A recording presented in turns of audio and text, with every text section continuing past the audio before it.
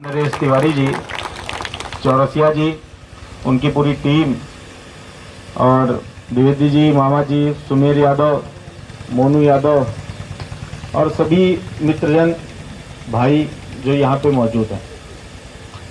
पिछले लगभग 13 वर्ष हो गए होंगे मैं किसानों के लिए लगातार काम करता आ रहा हूँ। पेशे से मैं किसान नहीं हूँ, मैंने किसानी नहीं की, लेकिन मैं काम करता हूँ। मुझसे बहुत बार इस बात को लेकर लोगों ने कहा आप किसान नहीं है, लेकिन आप बात करते हैं।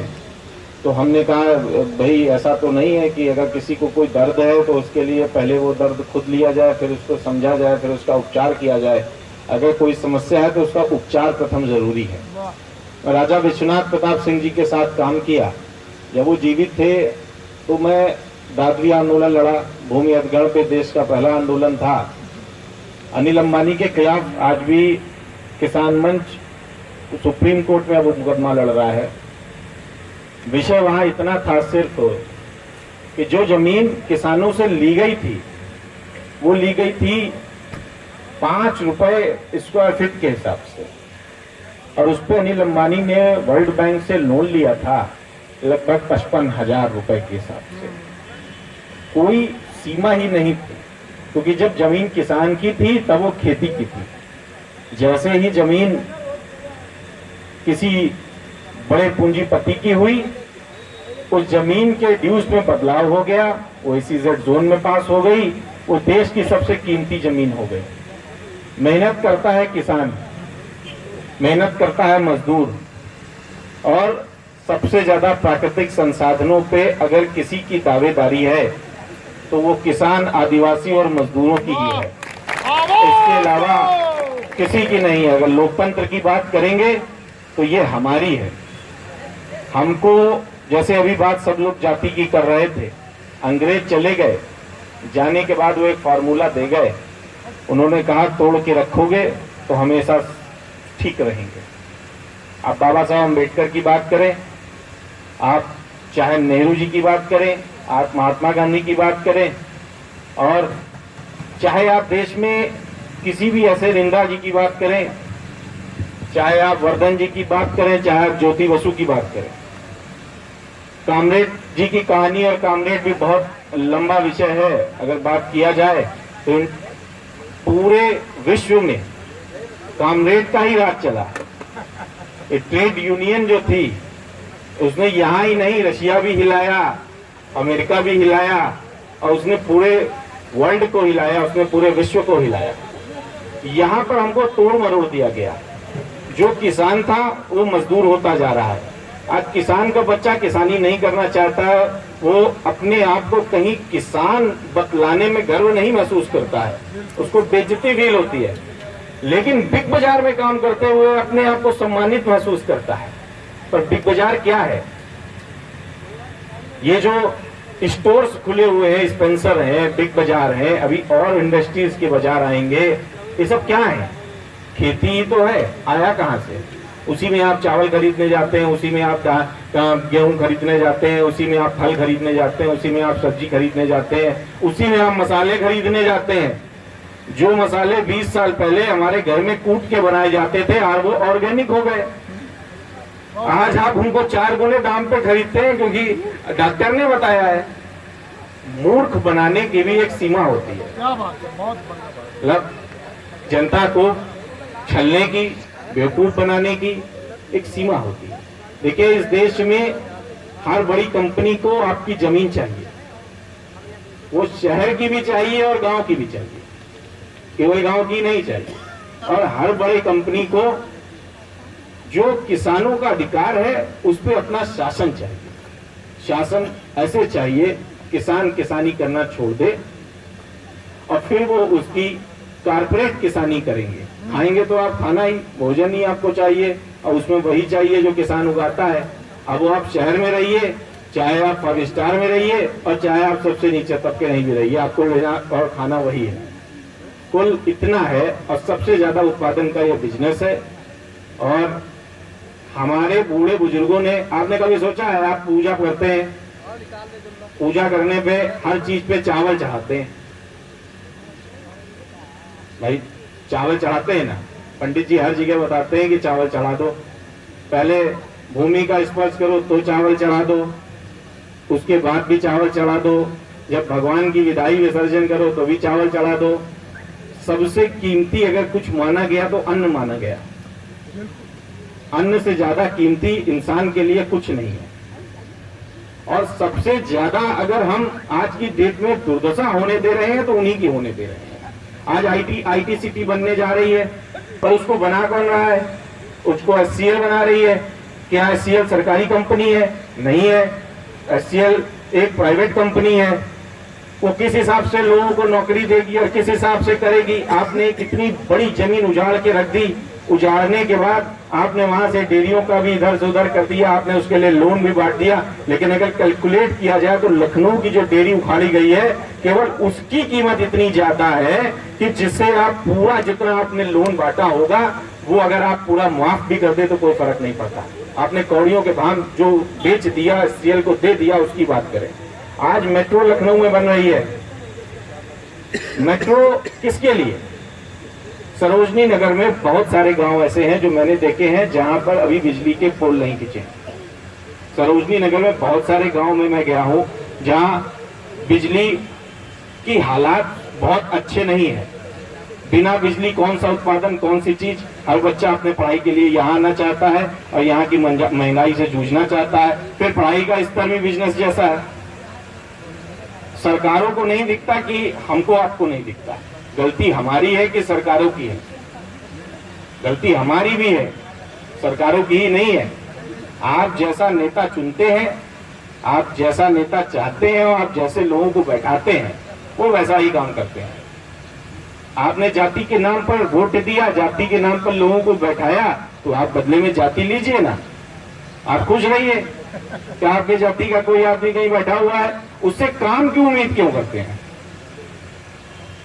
भाई आपने एक समय दबंगई के आधार पर लोगों को बैठा दिया, भाई आप दबंगई लीजिए। फिर एक वक्त आएगा जब आपने कहा कि बदले में हमको 1000 रुपए चाहिए हमारे वोट का, वो आपने बैठा दिया। फिर आप उससे 5 साल की कोई उम्मीद क्यों करते हैं? उसने तो दे दिया, उसने तो ले लिया। कुछ पार्टियां तो ऐसी भी है जो वोट पे अपना अधिकार समझती हैं। मैं बहुत सी जगह गया, बोले मेरे पास ही केवल ताकत है वोट को शिफ्ट करने की, आदमी शिफ्ट करने की ताकत, कि हम 25,000 आदमी दे रहे हैं।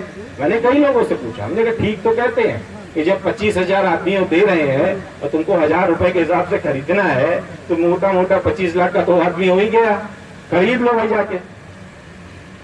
कुछ लोग कहते हैं अपराध बहुत बढ़ गया है।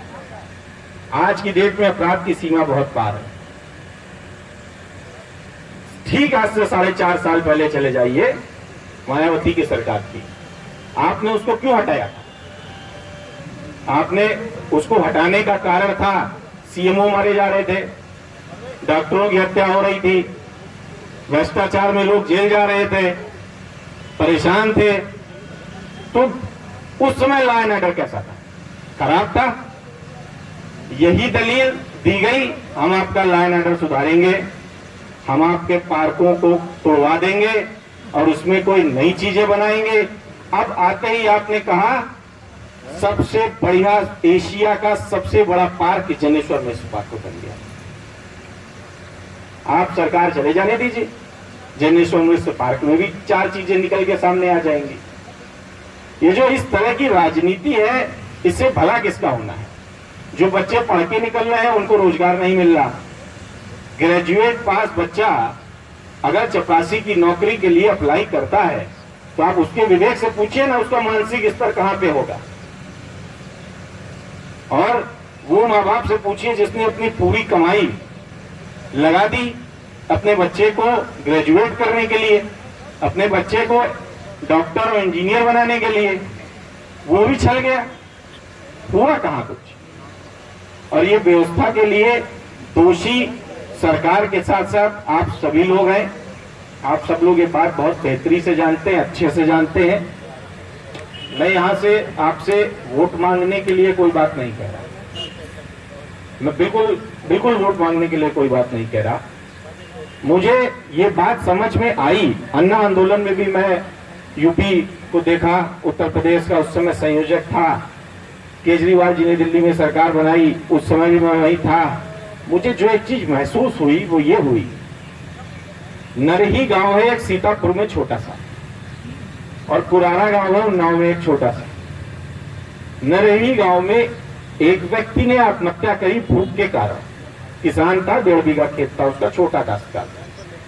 उसके बेटे ने 45 दिन बाद आत्महत्या करी भूख के कारण। मैं वहां गया, वहां के डीएम से मैंने कहा कि आपको उसको कुछ तो परिवार को सहायता देना बनता है। उसका एक बच्चा मुंह बधिर हो गया, एक बच्चा अभी भी निर्माण में एडमिट है। ये बात पिछले साल दिसंबर की है, जब हमने मुख्यमंत्री का घेराव किया था, बड़ी संख्या में किया था।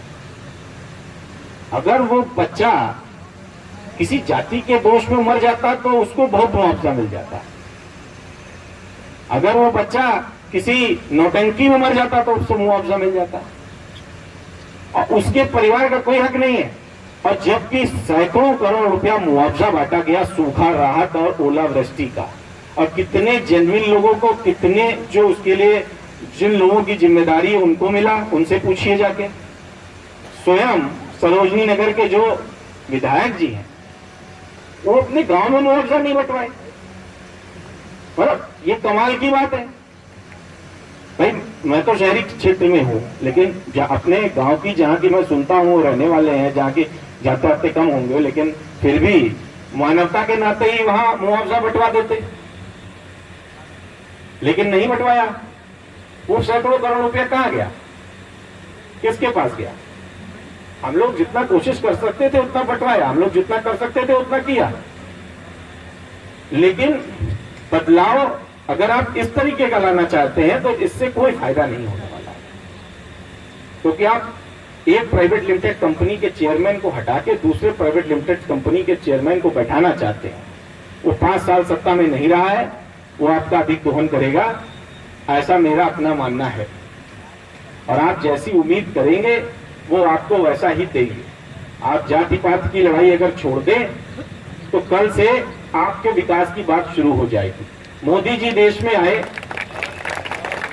मोदी जी ने, मुझे भी अच्छा लगा, मैं भी उस समय उनका प्रशंसक ही था, मैंने उनका कोई विरोध नहीं किया, मैं चुप था।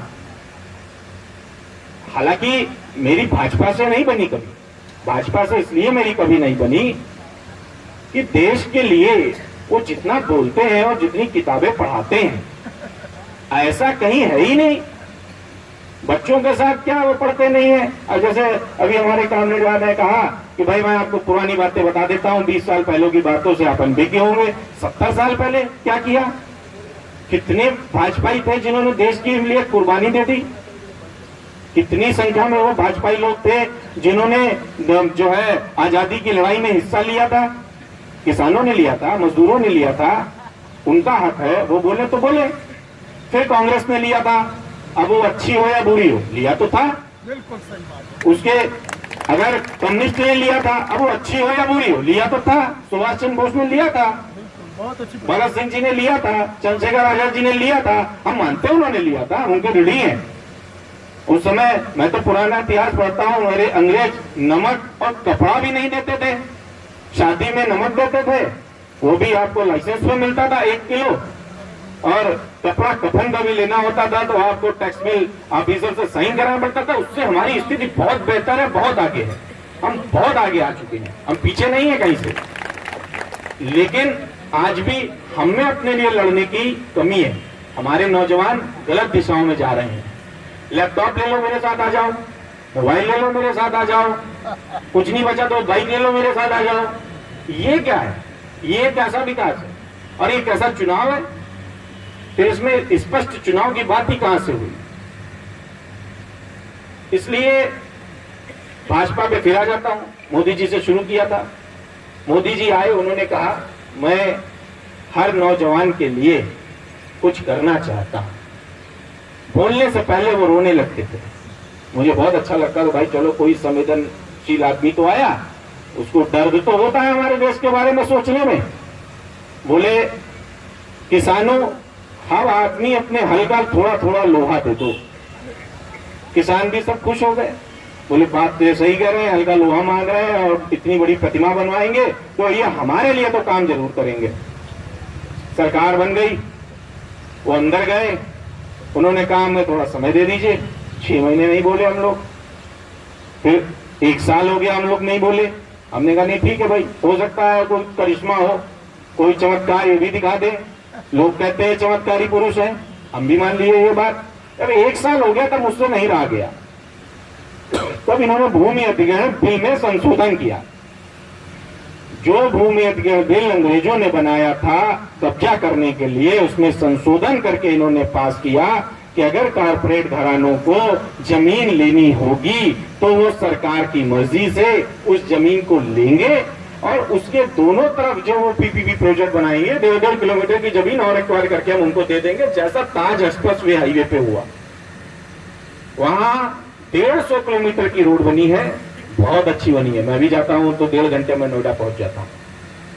लेकिन जो 1.5 किलोमीटर के किसान रहते थे वो सब वहां से पलायन कर गए। कोई दिल्ली में रिक्शा चला रहा है, कोई आगरा में रिक्शा चला रहा है, कोई मथुरा में पंडित हो गया है और यही सब अपना काम करके किसी तरीके से अपना काम कर रहा है। इसके अलावा कुछ नहीं हुआ है। और वो 1.5 किलोमीटर जो कभी हरियाली होती थी आज बंजर पड़ा है, बस नाम पे पड़ा है। कैसा देश का विकास? ये तो कब्जा है। अंग्रेज चले गए, मोदी जी ने स्वदेशी का बहुत नारा दिया, बात स्वदेशी बनो स्वदेशी बनो, मुझे बड़ा अच्छा लगा। कांग्रेस जी की बात से भी बड़ा सहमत था मैं कि बात तो सही है जब तक, लेकिन एफडीआई को मंजूरी दे दी, गोविंदाचार्य को बाहर निकाल फेंका। नहीं, एफडीआई को मंजूरी दे दी। कहा कोई भी विदेशी आदमी आवे और यहाँ जितना पैसा मन हो लगावे और जहां जैसे चाहे धंधा करे। जब डॉलर की वैल्यू ज्यादा है, जब पाउंड की वैल्यू ज्यादा है तो बट नेचुरल है, वहां का छोटा सा भी आदमी आएगा तो हमारे पर बड़ा भारी वो शासन कर लेगा। यही तो अंग्रेजों ने किया था आकर के। तो स्वदेशी कहां से आया? उन्होंने कहा दिए जलाएं, दीपावली फिर से आ रही है। ये भी बात तो ठीक है, लेकिन सरसों के तेल की भी तो हालत देखिए कहां जा रही है और घी कहां जा रहा है। दिया जलाएं तो कैसे जलाएं? और अगर दिया जला भी लेंगे तो फिर क्या करेंगे? उसका आप अल्टरनेट दीजिए ना। आप 1000 लड़कों को नौकरी दीजिए और उनसे कहिए कि जो है ठीक है, तुम लोग नई चीज इसकी डेवलप करो, हम तुमको पैसा दे रहे हैं। ये बात तो समझ में आती है।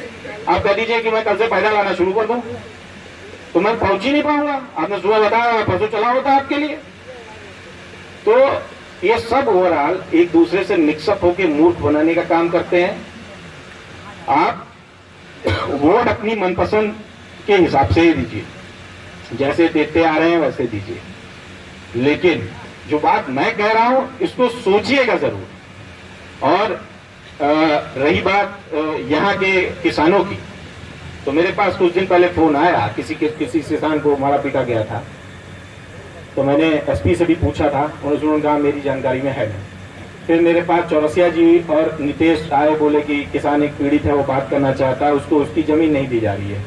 अगर इस प्रकार का कोई भी मुद्दा है, आप बिल्कुल निष्फिक्र हो के हमारे पास आइएगा। जो हमसे मदद हो सकती है वो हम पूरी मदद करेंगे। और उसके बदले में फिर यही कह रहे हैं वोट मत दीजिएगा, वो भी कोई बात नहीं है, लेकिन आप आइएगा, हम मदद जरूर पूरी करेंगे। राजनीति में सिर्फ इसलिए आने का हुआ, कोई आदमी बात सुनता नहीं।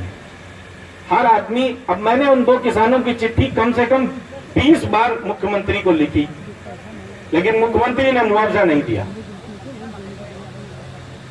इसलिए कष्ट हुआ। इसलिए हम लोगों ने मिलकर तय किया कि थोड़ी राजनीतिक हिस्सेदारी भी जरूरी है और किसानों को अपनी बात रखने के लिए आगे आना भी जरूरी है। इसी के साथ मैं अपनी बात को समाप्त करता हूं और सभी आयोजनकर्ताओं का बहुत बहुत धन्यवाद। और अगर कोई भी अपनी बात कहना चाहता है, करना चाहता है, तो वो निर्भीक और निष्पक्ष होकर यहाँ कह सकता है आके। बहुत बहुत धन्यवाद। हाँ, मरबो के ना ऑफिस के अंदर इसके ऊपर एफआईआर भी लिखा गया, और 2 महीने बाद एफआईआर हमारी कल लिखी गई। हमने इस बात करी जी, तो कल लिखी गई है भैया, कल लिखी गई। और उसके बाद मतलब जबरदस्ती चंदा भी मांगते हैं लोग कि मतलब हमको चंदा। आप हमारे ऑफिस आइए कल। यही है राजेश। ठीक सर, हमारी बारी ना 2 महीने बाद एफआईआर। आप आइए। क्यों इस तरह की कोई भी समस्या है तो मैं आपके साथ खड़ा हूँ, आखिरी दिन तक लड़ा जाएगा। धन्यवाद।